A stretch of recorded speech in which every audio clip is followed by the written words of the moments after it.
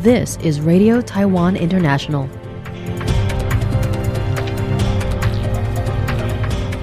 Welcome to the news on Radio Taiwan International. I'm Joey Chow, coming to you from Taipei, Taiwan. We'll begin with a look at today's top stories for 2025, October 30th. Nvidia confirms Taiwan headquarters site in Taipei. Taiwanese Day declared in San Jose, the U.S. And Taiwan weighs regulation of e-commerce platforms from China. But first, today's top story. Nvidia's Taiwan headquarters will be located at the T17 and T18 plots in Taipei's Beitou-Shilin Science Park. Mayor Chiang Wan-an confirmed on Tuesday, saying that Nvidia has clearly stated that their overseas headquarters will be located at T17 and T18 in Beitou-Shilin Science Park, so they have asked us to publicly disclose this information. Jiang added that the city government will begin administrative procedures to facilitate the tech giant's swift relocation to Taipei. The announcement follows a deal made on October 22nd in which Shingon Life Insurance agreed to terminate its lease at T17 and T18, clearing the way for Nvidia's move. Jiang said the meeting with Nvidia reached three key conclusions: confirmation that their Taiwan headquarters will be at T70 and T18, that the company hopes the city can finalize these termination with Shingon Life promptly, and that Taiwan will accelerate administrative procedures to allow the headquarters to move in as quickly as possible. KMT City Councilor Yang Zhido expressed concern that Shingon Life could gain leverage in future negotiations with the city government and questioned why other potential sites, including T12, were not chosen instead. Nvidia's original preferred location was the T17 and T18 plots prior to Shingon Life's acquisition of the site in 2021. Jiang emphasized that Nvidia is firm in its decision, which is made based on the T17 and T18 location and Shingon Life's agreement to terminate the lease. San Jose, the United States, officially declared October 25th as Taiwanese Day, complete with a ceremony and flag raising to commemorate the occasion. San Jose, which is located in Silicon Valley, is California's third largest following Los Angeles and San Diego. Councilmember Peter Ortiz proposed the declaration and told CNA that it received no opposition from city councilors or residents. Ortiz emphasized that the city fully supports Taiwan and acknowledges its resilience, democratic spirit, and innovative power. He said he hopes Taiwan and the U.S. will continue to work together to maintain peace, prosperity, and lasting friendship.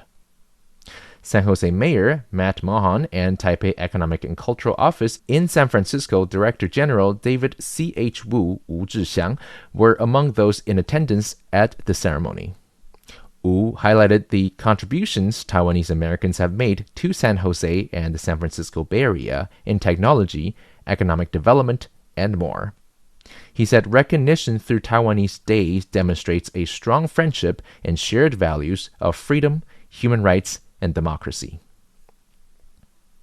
Taiwan is reviewing how regulated Chinese e-commerce platforms such as Taobao and Pinduoduo, following concerns that imported products sold through the cross-border online channels may have contributed to the recent outbreak of African swine fever, ASF, in Taichung.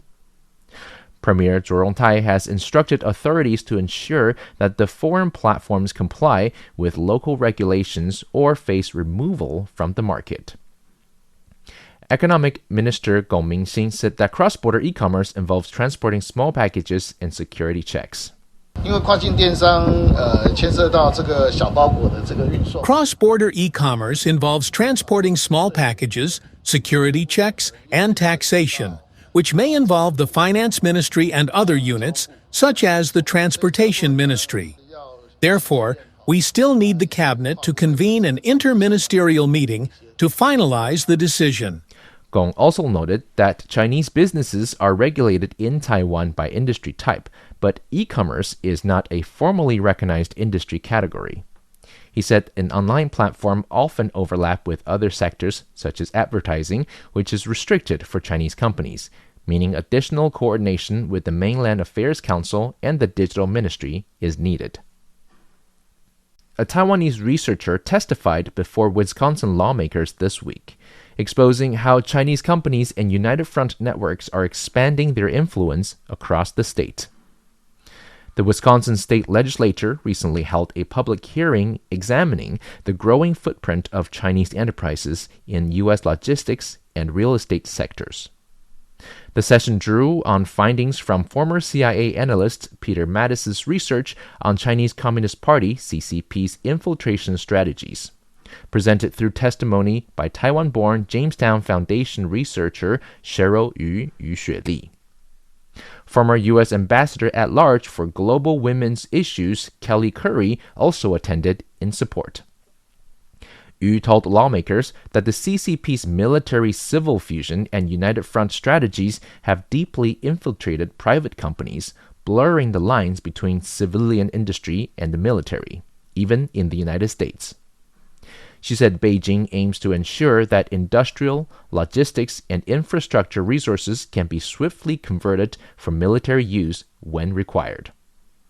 Citing one of Beijing's guiding principles, quote, not necessarily to own, but to use, Yu explained that the Chinese government and military may not hold ownership of overseas assets, but can still incorporate them into their operational supply chains through control of access and usage rights. She identified Chinese logistics firms such as SF Express and other companies linked to the CCP's United Front Work Department as expanding their reach in the U.S., including Tian'an Express in Madison, which she described as a collaboration between SF Express and the United Front system. Yu also warned that several industrial and agricultural properties in Wisconsin are backed by United Front funding, strategically located near transportation and waterway hubs. Some firms, she noted, leveraged U.S.-based procurement channels during the COVID-19 pandemic to ship emergency supplies back to China, highlighting possible national security vulnerabilities. Calling the risks, quote, urgent but preventable, Yu urged lawmakers to pass Bill 30, which would bar China and other hostile foreign powers from purchasing additional real estate in Wisconsin. She stressed that the proposal, quote, does not restrict foreign investment, it protects national security and sovereignty. The hearing underscored rising vigilance among U.S. state legislatures seeking to erect local barriers against Beijing's military-civil fusion strategy and safeguard critical infrastructure from potential exploitation. Taiwan's tourism deficit is expected to keep growing this year, though domestic travel remains steady with improved hotel occupancy in the second half of 2025. Tourism Administration Director General Chen Yushou said on Thursday, October 30th, during a legislative hearing. Chen told lawmakers that foreign arrivals from January to September exceeded 6.05 million, up 9% from a year earlier.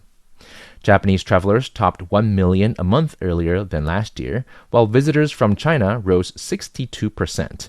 Those from the United States and Canada increased 10%, and the Philippines saw a 35% rise. Responding to Kuomintang KMT lawmaker Hong Mengkai's question, Chen acknowledged that Taiwan's tourism deficit, meaning more citizens traveling abroad than foreigners entering the country, has continued to expand, reaching a gap of 8.05 million travelers by the end of September.